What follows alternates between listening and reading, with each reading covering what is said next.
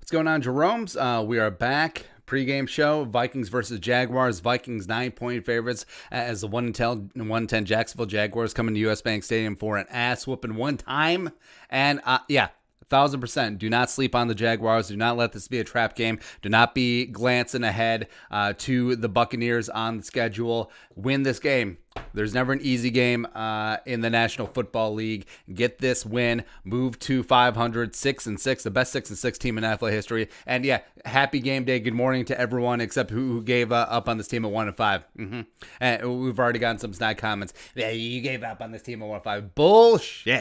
Bullshit. Like we're one of the very few Vikings, I don't know, media people, I guess, for lack of a better term, who were like, hey, they're going up to Green Bay, they're going to whoop some ass. Huh? Everyone else is like, please. No, if you cut right here, it bleeds purple. I should probably go get that checked out. Also, so the glasses, I haven't decided between Asian Clark Kent and Asian Drew Carey.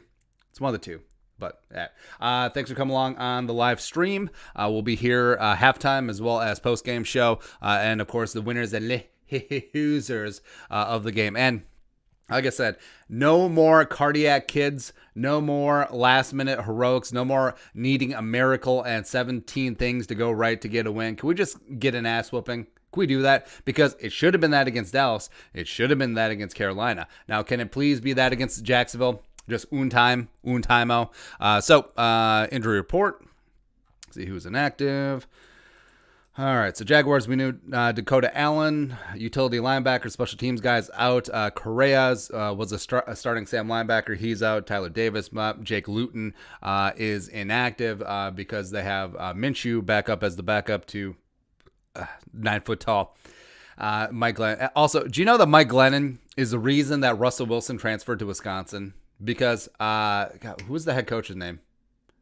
It wasn't Larry Fedora, but whoever was the head coach at NC State at that time was like, well, I'm going with Glennon. So, Russ, you can just transfer. And he did. And stupid NC State and their stupid face. Sidney Jones also inactive. That's big since the Jaguars have like 2 healthy cornerbacks. Vikings. Oh, also they called up former Viking Nate Metters from the practice squad. Now, he's been a cornerback and a safety, so he actually may be on the field, which is kind of interesting. Vikings, Dylan Mabin inactive again. Madison had the emergency appendectomy, should be fine. Riley is inactive. You got Metellus up. Tajay Sharp is back to being inactive. They got KJ Osborne again going. Irv is out. They promoted Brandon Dillon again. Also, Olu Udo is unfortunately a healthy scratch. They have Ezra Cleveland back in the building, plus DJ Wanham is down. And also, they elevated Cheeseburger Eddie Yarbrough, so you may see him as a combination, taking up some of those edge snaps. Also, rooting interest, before we get into questions. So, rooting interest, Vikings, but also, you need to root for all the underdogs. So go Falcons. Actually, and that one's kind of a different. It's whatever. But go Falcons, go Lions, go Rams, go Giants, as well as go Eagles, of course.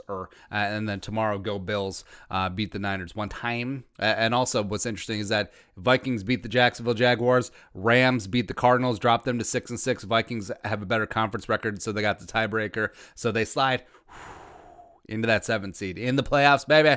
Let's go. Let's go from 1-5, staying alive. Let's do it. All right, questions. Jason Enstead, why can't we just have Amir Abdullah return kicks instead of guys like Osborne? That is a good-looking question.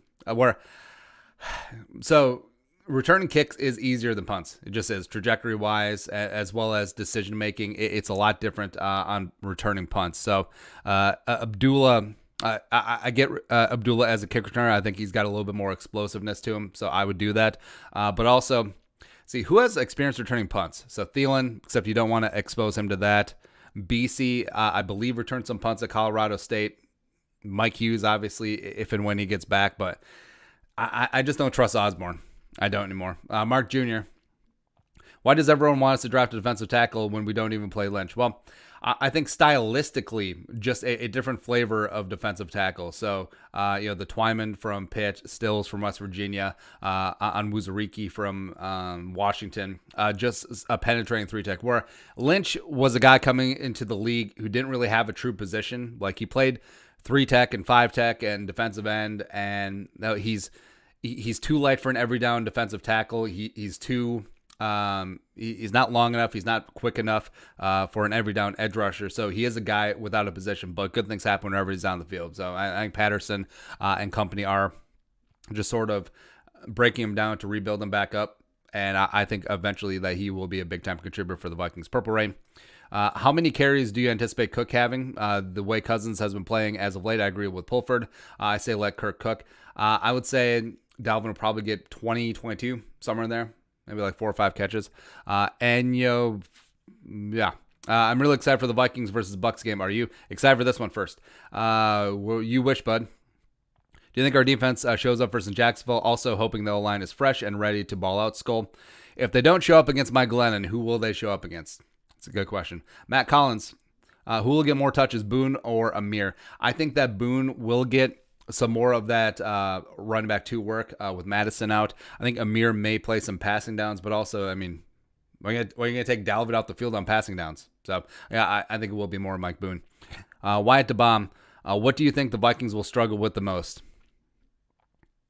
Playing down to their competition. Like, I am just worried again. I was like, this is going to be this is a 1-10 team, so we don't really need to play hard, so we don't need to do this. Like, just something that happens consistently during the Zimmer regime. So, I mean, just come in.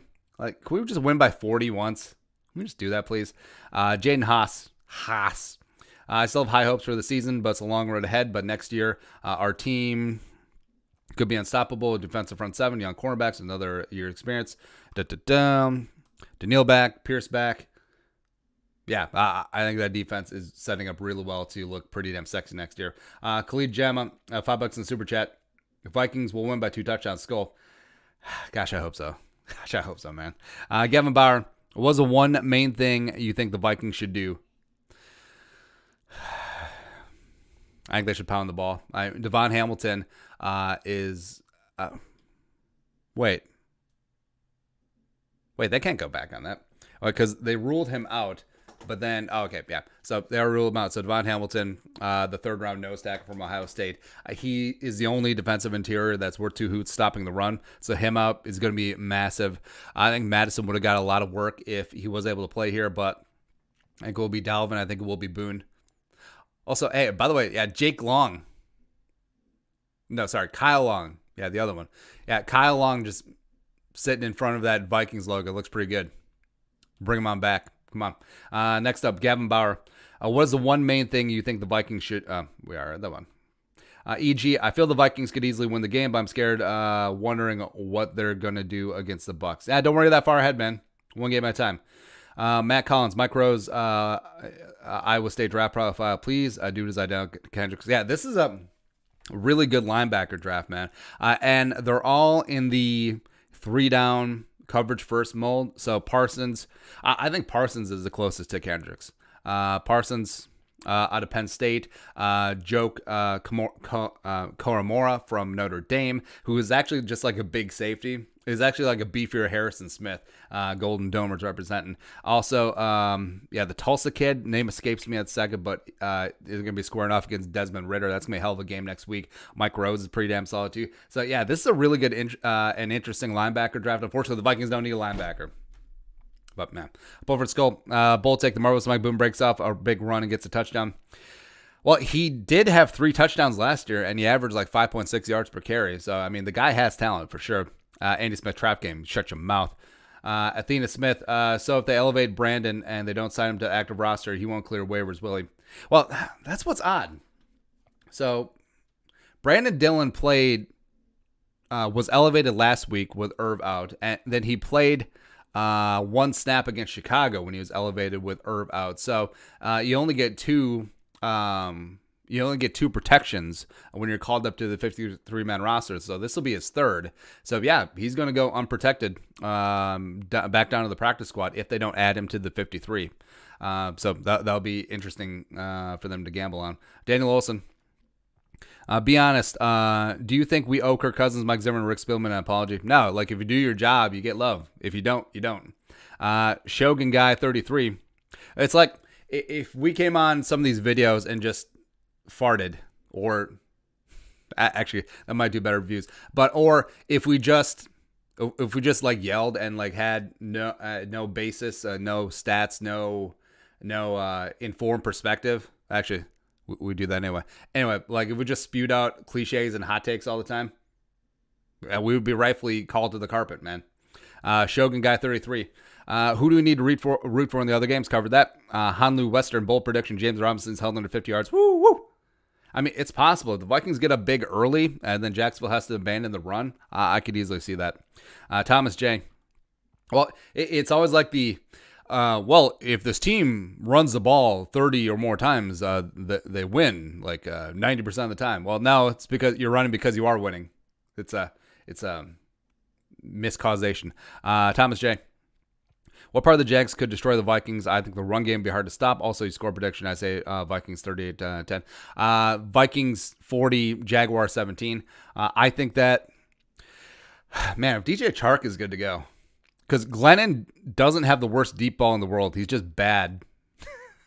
It's like maybe DJ Chark. But yeah, James Robinson does scare me too. Man. Samuel McMullen. Who would you rather have on the team? Prime and healthy AP. I take the other guy. Prime and healthy Dalvin. Because Adrian at his peak, sure, great running back, but the way that the game has changed, even when he's still in the league, it's just Adrian was born 30 years too late. Like he was born in the Larry Zonka, Jim Brown, like O.J. Simpson, Eric Dickerson era. He would be even more of a legend. But now you need more of a running back who's suited for the zone game, suited for the screen game, suited for the receiving game. So I'm taking peak and healthy Dalvin as of right now. I know it's crazy. Picking against the all-time great, but is what it is. Matty Mac. Are you glad? Also, Adrian, as great as he was, he had zero goose egg, non-Favre playoff wins during his career. RB wins. Well, you never had a quarterback. Well, Matty Mac, are you a glass half full or half empty containing Robinson? Half full of liquor. Cool Whip. Do you guys think Kirk is it, or do we go for someone else soon? You can do both. I mean, you can have Kirk for the next 2 years of his contract, maybe even extend it out, give him a toilet paper year to help with the cap situation, and also you can draft a quarterback in the future. You can walk and chew gum at the same time. It's Bandit. Gladney first pick, LFG, one time. Ben Cornick, Kirk Cousins predictions. I think Kirk Sember is a continuation of Kirk Vember. I think he plays an extremely efficient game. I think he has 2 touchdowns, and I think that he doesn't make any mistakes. Charlie Mullins, what's the most amount of money a sub has sent you on the Venmo? $500. Jaden Haas, 'tis the season. Producer Allie needs some new baking sheets or something. She's a rock star baker, by the way. Like, I can cook, she can bake. I've been trying to get her to do like a hot dish, but baking, because I'm shitty at baking. Because here's what bugs me. So Kirk Cousins would be a great baker because you have to follow the rules. Like everything is like, you need 1/16 of an ounce, so 1/16 tablespoon of alum, and then you need one pubic hairs thin strand of saffron. Too much, it's way too much, and too little, you don't have any saffron. Can we please just have heat and meat and throw everything in the pot? Can we just cook like that? So Michael Vick and Ben Roethlisberger would be great just cooks, where just make shit up. But Kirk Cousins needs the plan. Like, Kirk Cousins would be a great big. Plus, can't you see him in the apron and bacon, and maybe he does the LeBron James talcum with the double O flour. Nicholas Remy, $5 in super chat. Who has more fantasy points this week, Thielen or Jefferson? It's a PPR. I'm assuming PPR. I will say Thielen. Yeah, I'll say Thielen. Next up is Zach Wilson. When will Gladney Dantzler get the first interception this week? Jaden Haas, with the BYU loss, do you think Zach Wilson could fall within reach? I don't think this will hurt him too much. Now, because they took the game on 2 days' notice and they flew cross country. Plus, Coastal Carolina's defense is pretty damn legit, man. And Wilson did have some of the big time onions cojones throws in there. Just didn't work out for BYU. But I think they're still on track for a nice bowl, probably a New Year's Six bowl. And say Gosh, who do they got playing? Man, if they square off with actually BYU Texas, that'd be a good matchup. BYU Texas, maybe A&M if they falter at some point. Yeah, because there's a weird logjam in the SEC because Bama is gonna be the West in the SEC title game. Florida's gonna be the East, and Texas A&M's at 5. Like, hey, kill them. Actually, I would love Texas A&M and BYU. Kellen Mond against Zach Wilson. That'd be great. Kellen Mond had a great week this week, by the way. Robert Barweiler. With Cousins' resurgence, do you think the Vikings will still draft quarterback in the future? Yes. No, you think they should, but will they? I don't trust Spielman at all. I don't. You have one non-first round quarterback since 2008, and it's Nate Stanley. Great. I think if they play the board, like if one of the big four quarterbacks falls, definitely consider it. Or hell, I mean, maybe they really are in on Kyle Trask or Mac Jones. I have reservations about both, but maybe at the back end of the first round, they're still there chilling. They're like, okay. Or second round, third round, Desmond Ridder, De'Aaron King, Kellen Mond, just chilling. Maybe Brock Purdy, even though, man, Brock Purdy, God, I'm trying to think of a comparison. It's never pretty, and it can, like, it's very highly variant. His Cousins like an okay comparison, except Purdy can come up clutch sometimes, man. Yeah. God hands Luke. Favorite Vikings player of all time? Randy Moss. Pulver Skull. Will the Vikings quarterback Fielder Olstad get the first interception of the year? I can feel it. It's Mike Glennon. Come on. Ben Kornick. Who do you think will be the punt return and kick return? I think it will be, man, well, since Osborne's active, I think Osborne will return kicks since Abdullah's like the RB2, RB3 now. And I think they'll trot Chad Beebe out there again. I think they will. Metallica 990Z. Do you have any feeling the Jaguars blow us out now? Flanny, do you think the Vikings will trade for someone big or trade someone away big this offseason? Maybe they'll trade Barr if someone will take on that contract. I don't see a trade for anyone given the Vikings cap situation. Playoff predictions, Eric, Eng Kaduk, wait, I sent the game tomorrow. Vikings Quest. Who gets their first pick out of the rookies first? Man, everyone's on the cornerbacks, man. I think Gladney gets one day. Tess, $5 super chat. Tell Jake and Witt to chug their pregame beers. Chug your pregame beers, damn it. Got a game to win. Daniel Olson. Would you be surprised if the Jets beat the Raiders? Actually, no. I called that as my sort of upset of the week because I think this is the Jets' best chance to get a win. Raiders, second game in a row on the East Coast. I actually think did they stay over? It doesn't matter. But, yeah, they got the bang thing to put them out last week by the Falcons, and also they don't have Josh Jacobs for this game. So I think if the Jets are going to do something, it's going to have to be this game. Aiden Urbis. Is it going to be Jefferson and Thielen? Jefferson or Thielen has a bigger game. I think Jefferson has a showier game. Like, I think he has more yards. I think Thielen has more catches and more touchdowns. Bow to Ba.